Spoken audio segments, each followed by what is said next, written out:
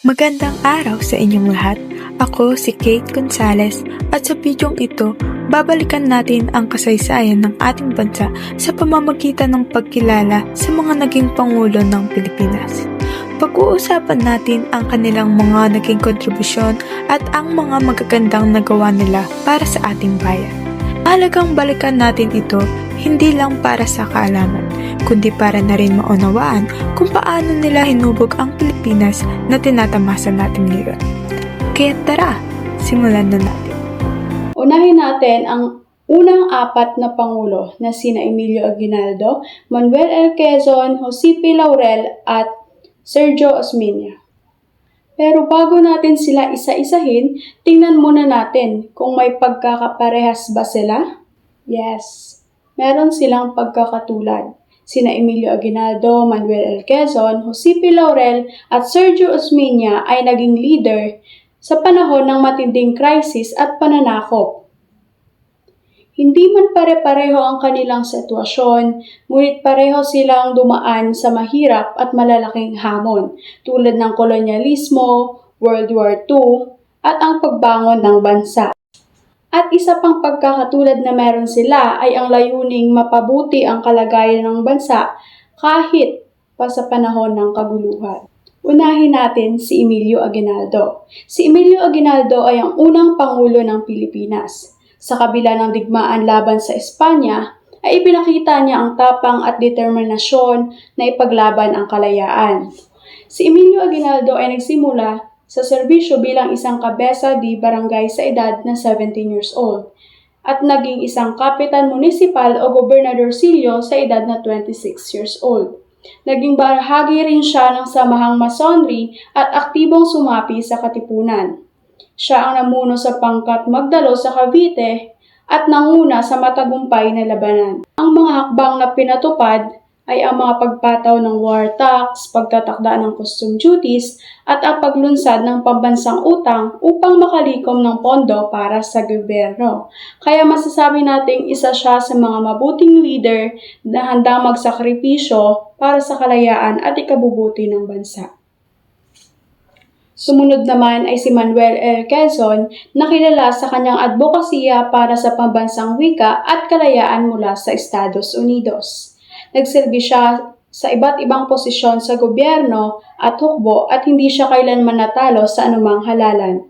Binigyang diin din niya ang pagpapaunlad ng agrikultura at industrialisasyon at maging ang pagpapatupad ng batas tulad ng minimum wage law at 8-hour labor law para protektahan ang manggagawa. Pinaigting din niya ang pagpapatayo ng mga infrastruktura tulad ng kalsada at tulay upang mas mapadali ang kalakalan. Isa sa mga rason kung bakit siya ay maaasahang pinuno dahil sa malinaw na bisyon para sa pagkakaisa ng bansa at pagpapalakas ng identidad bilang Pilipino. Susunod naman ay ang Pangulong Jose P. Laurel. Sa kabila ng kanyang talino at kakayahan, pinili niyang harapin ang mga pagsubok noong panahon ng pananakop ng Hapon. Siya ay isang abogado at kalaunan ay naging isang profesor at sumulat ng libro tungkol sa batas. Naging aktibo rin siya sa mga kombensyon at naging pangulo ng Japanese-sponsored Philippine Republic. Bukod dito, itinatag niya ang Philippine Banking Corporation and Lyceum of the Philippines. Sa larangan ng ekonomiya, bagamat nasa ilalim ng pananakop at limitado ang kanyang nagawa, sinikap niyang mapagaan ang pamumuhay ng mga mamamayan. Hinikayat niya na magparami ng ani at pagtatanim ng sariling pagkain. Nagpatupad din siya ng mga kontrol na presyo upang maiwasan ang pagmahal ng mga bilihin. At sinuportahan niya ang mga negosyo at industriya upang hindi tuluyang bumagsak ang ekonomiya. Ang susunod naman ay si Sergio Osmeña. Isa siya sa mga nagtatag at namuno ng pahayagang makabayan. Naging acting governor siya ng Cebu noong 1903. Isa siya sa mga nagtatag ng Partido Nacionalista at naging unang pangulo nito. Naging senador siya noong 1922 at kasama si Manuel Rojas ay nagsikap silang makamit ang kalayaan sa pamamagitan ng Constitutional Convention. at nagtagumpay sila na makuha ang hair horse cutting at naging pangalawang Pangulo ng Commonwealth noong November 15, 1935. Sa larangan ng ekonomiya, nakatuon si Sergio Osmeña sa pagbangon at rehabilitasyon ng bansa matapos ang ikalawang digmaang pandaigdig. Sinikap niyang maibalik ang sigla ng kalakalan at industriya at isinulong ang pagpapatatag ng sistema ng pananalapi.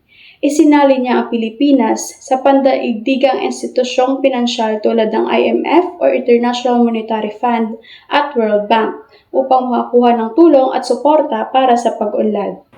Ngayon naman ay ating tatalakayin ang ikalima hanggang ikawalong Pangulo ng Pilipinas. Ating unahin si Manuel A. Roxas.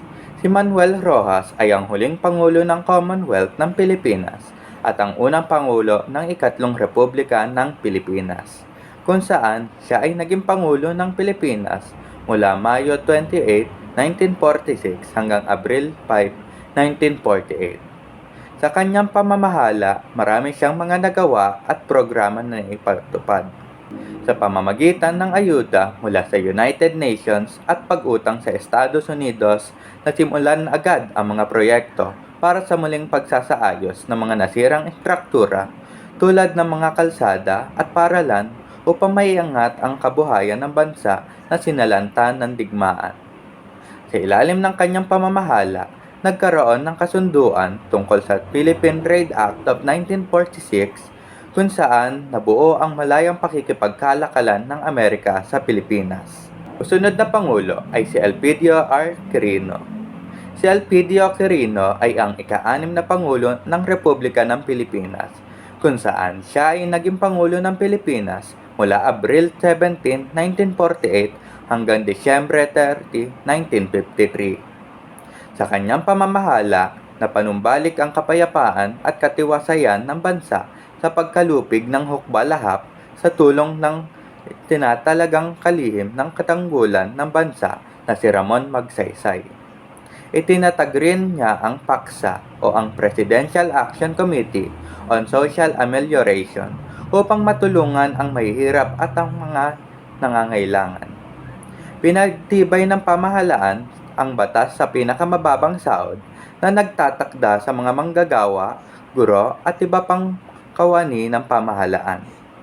Itinagtag din noong ika-3 ng Enero 1949 ang Bangko Sentral ng Pilipinas upang maging matatag ang pananalapi. Matapos na mamuno ni Quirino, si Ramon Magsaysay naman ang sumunod. Si Ramon Magsaysay ay ang ika-7 Pangulo ng Republika ng Pilipinas, kung saan siya ay naging Pangulo ng Pilipinas mula Disyembre 30, 1953 hanggang Marso 17, 1957. Sa kanyang pamamahala, marami siyang mga nagawa at programa na naipatupad. Naging malaki ang bahagi sa pagkakapasa ng panukalang batas sa pagbibigay benepisyo ng Estados Unidos sa mga Pilipinong veterano sa digmaan, at isa rito ang pagpapatayo ng Veterans Memorial Hospital. Matagumpay niyang nahikayat ang mga huling miyembro ng hukbalahap na sumuko at magbalik sa pamahalaan. Binuo ang President's Action Committee o ang PCAC bilang kanyang linyang tagapagpatupad ng pagtulong sa masa. Layunin din nito ang mabilis na matugunan ang mga reklamo laban sa mga tiwaling opisyal. Binuksan ang mga pintuan ng Malacanang sa mga karaniwang tao upang ipahayag ang kanilang mga hinaing at suliranin. Sa ilalim ng kanyang pamumuno, binigyan ng pagkakataong mag-ari ng sariling lupa ang mga magbubukid ayon sa batas ng Land Reform Act of 1950. At ang panghuli sa aking pag-uusapan ay si Carlos P. Garcia. Si Carlos P. Garcia ay ang ika-8 Pangulo ng Republika ng Pilipinas, kung saan siya ay naging Pangulo ng Pilipinas mula Marso 18, 1957 hanggang Disyembre 30, 1961. Sa kanyang pamamahala, marami siyang mga nagawa at programa na naipatupad. Nagpatupad si Garcia ng patakarang Pilipino muna na ang layunin ay tangkilikin ang sariling gawa tulad ng mga produktong Pilipino, wikang Pilipino, musika, arte at lahat ng gawa ng mga Pilipino. Binigyang pansin din ng palatuntunan ang pagbibigay prioridad sa mga Pilipino kaysa sa mga banyaga at ang humuling pagsasabuhay ng kulturang Pilipino sa pamamagitan ng pagbibigay ng mga gantimpala at parangal sa mahuhusay na Pilipino sa larangan ng sining, agham at panitikan sa pamamagitan ng Republic Cultural Heritage Award. Ang pamumuno ni Carlos P. Garcia ay nakasentro sa nasyonalismo, ekonomikong pagsasarili at matinding pagtitipid na nakatuon sa pagtataguyod ng interes ng mga Pilipino. Dumako naman tayo sa ika-9 hanggang ika-12 Pangulo ng Pilipinas. Bago natin sila isa-isahin, mapapansin natin na may isang malaking pagkakatulad ang 4 na naging leader na ito. Kung susuriin natin, sina Macapagal, Marcos Sr., Aquino at Ramos ay namuno sa panahon ng malalaking pagbabago sa istrukturo ng ating bansa. Pare-pareho silang humarap sa matinding hamon ng pagbabangon ng ating bansa at lahat sila ay nagpatupad ng malalaking reforma na mula sa agrikultura at infrastruktura hanggang sa muling pagbabalik ng demokrasya at pagpapaunlad ng ekonomiya. Ang ika-9 na Pangulo ng Pilipinas ay si Diosdado Macapagal na naglingkod mula 1961 hanggang 1965. Siya ay kilala bilang the Incorruptible dahil sa kanyang matibay na paninindigan laban sa katiwalian. Isa sa pinakamalaking nagawa niya ay ang pagpasa ng kodigo ng reforma sa lupang pansakahan, na kung saan ito ay magbigay ng pagkakataon sa mga magsasaka na magmay-ari ng sarili nilang lupa. Ipinakita niya na ang mabuting pamumuno ay hindi lamang tungkol sa kapangyarihan, kundi sa paglilingkod sa pinakamaraming Pilipino, lalo na ang mga mahihirap. Ang ika-10 Pangulo ay si Ferdinand Marcos Sr. Siya ay nagsimulang mamuno noong 1965. Sa unang bahagi ng kanyang administrasyon, nagawa niya ipatupad ang maraming programang pampaunlad, kabilang ang pagtatayo ng mga patubig, pagpapalaganap ng Miracle Rice na nagpababa ng gutom at pagpapalakas ng agrikultura. Dagdag pa rito, kilala siya sa kanyang slogang magiging dakilang muli ang bansang ito, na kung saan ito'y nagpapakita ng kanyang pangarap para sa isang maunlad na Pilipinas. Pagkatapos ng mahirap na panahon, dumating ang pagbabago sa pamamagitan ni Corazon Aquino. Siya ang ika-11 Pangulo at ang kauna-unahang babaeng Pangulo ng Pilipinas. Inihalal siya sa kapangyarihan ng makasaysayang People's Power Revolution noong 1986. Sa kabila ng 6 na tangkang pag-agaw sa kapangyarihan laban sa kanyang pamahalaan, hindi siya sumuko. Ipinatupad niya ang rekonsilyasyon, pinanumbalik ang demokratikong balangkas ng gobyerno at dito pinalaya ang maraming political prisoners. Tinanghal siya ng Time Magazine bilang babae ng taon. Patunay na ang tapang at integridad ay kabilang sa pinakamataas na uri ng pamumuno. Si Fidel Ramos naman ang ika-12 Pangulo na namuno mula 1992 hanggang 1998. Isinulong niya ang programang Philippines 2000 na may layuning gawing newly industrial country o maunlad na industriya ang Pilipinas. Sa ilalim ng kanyang pamumuno, nakamit ang isang makasaysayang kasunduan sa Mora National Liberation Front na kung saan ito'y nagbigay ng pag-asa sa kapayapaan sa Mindanao. Ipinakita ni Fidel Ramos na ang mabuting leader ay hindi lamang naghahanap ng tagumpay sa ekonomiya, kundi ito'y nagtatayo rin ng tulay ng pagkakaunawaan sa pagitan ng magkakaibang pangkat.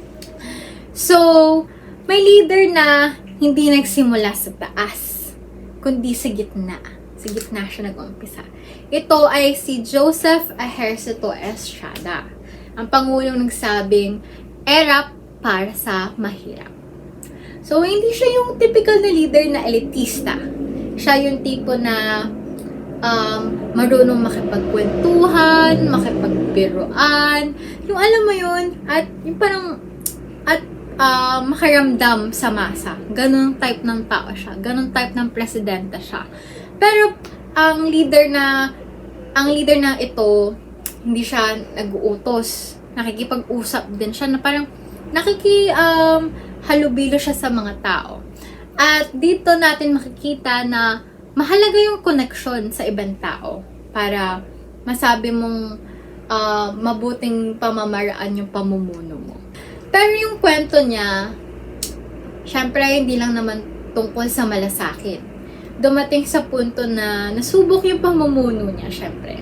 Maraming kontrobersya, maraming pagdududa, at pagkawala ng tiwala. Pero kailangan ka rin nalang pagkatiwalaan.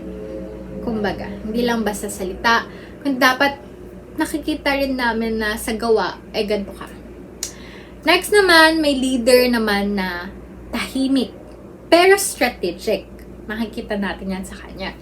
Ito ay si Gloria Macapagal-Arroyo. Yes. Dahil ang leader na nag-isip sa gitna ng krisis. Siya yun. Sa panahon ng bansa ay parang low budget production, siya ang nagsimulang maghanap ng paraan. Yan. Para hindi tuluyang bumagsak yung sistema natin. Hindi siya yung leader na puro salita. Siya yung leader na may plano kaagad. Kumbaga, uma-action kaagad siya. Dahil dito, makikita natin na ang mabuting pamumuno ay hindi lang puso. Dahil meron kang direksyon, kailangan ng direksyon, may strategy, kailangan ng leader na marunong mag-desisyon base sa kaalaman. So, next, we have leader na pinili ang tuwid na daan. Yan. Kahit mas mahirap, kahit mas matagal, pinili pa rin niya yun. Sino yun? That's Benigno Aquino III, ang leader ng daang matuwid. So, ang lesson na makukuha naman natin sa Pangulong ito ay ang tunay na leader ay naghahanap ng madaling paraan. Ang tunay na leader ay hindi naghahanap. Hindi siya naghahanap ng madaling paraan. Hinahanap niya yung tamang pamamaraan. Yan, kahit pamahirap yan, basta tama. Kasi yung resulta mahalaga yan eh. Pero mas mahalaga kung paano mo yung nakuha, kung paano yung sa proseso mo. Diba? Mabilis nga. Okay nga. Pero wala rin naman. Mali rin naman yung proseso. Diba? So, dito na natin mapapatunayan na yung tiwala, hindi siya hinihingi, hindi siya nililimos. Pinapatunayan siya. So, next we have naman na ang leader na hindi mahilig sa paligoy-ligoy. Yan. Ang leader na kilala sa tapang. So, sa kanyang pamumuno naman, ang mensahe, malinaw. May problema, action ka agad. Ganun siya.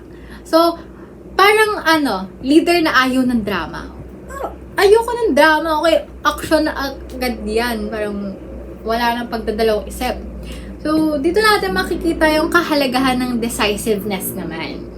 Marami sa atin ang decisive, lalo sa mga kabataan ngayon, lalo sa kakain, sabihin kahit saan, ganyan. So, ang leader dapat ay marunong magdesisyon, lalo na sa gitna ng kaguluhan, kasi ikaw yung inaasahan nilang lahat eh. Pero kasabay ng tapang na yun, dapat may balanse tayo naman, dahil yung kapangyarihan, kapag hindi naman ginamit ng tama, syempre pwedeng makasakit, diba? So, balanse yan dapat tayo. So, kaya ang tunay na lakas ng leader, hindi lang basta sa action yan, hindi lang sa fight yan, kundi sa tamang paggamit nito. So, ngayon naman, patapos na kasi tayo. So, nasa kasalukuyan na presidente naman tayo. So, isang leader na sa panahon ng modernong mundo naman tayo. Si Ferdinand Marcos Jr. Ayan, so, siya naman yung leader na humaharap sa digital age. Yan, isang panahong mabilis ang pagbabago, mabilis ang impormasyon, at mabilis din ang expectations ng mga tao sa'yo. Yan. Yung group leader na to, marunong siya gumamit ng technology. Parang, siguro yung iba, naghahanap pa ng ballpen siya, may technology na kaagad. So, yan. Sa kanyang pamumuno, nakikita na rin natin yung pangangailangan ng adaptability, kumbaga. So, dapat maka-adapt tayo sa bilis ng panahon kasi ang leader ng kasalukuyan ay dapat marunong magbago. Dahil ang mundo, hindi naman siya basta humihinto. O, teka lang, naguguluhan na ako. Teka lang, na-overwhelm ako. Hinto ka muna. Hindi siya ganun. Dapat marunong ka makasabay. Tsaka, higit sa lahat, kailangan may malinaw na vision ka para sa kinabukasan. Syempre, tuloy-tuloy ang pagbabago. Pero, dapat may malinaw na vision ka sa kung ano ang dapat nangyayari sa ating mundo. At yan ang mga naging pinuno ng ating bansa at ang kanilang mga legasiya. Sa pagtingin natin sa kanilang mga nagawa, isang bagay ang malinaw. Ang pag-unlad ng Pilipinas ay bunga ng pagtutulungan at malasakit ng bawat leader sa kanilang panahon.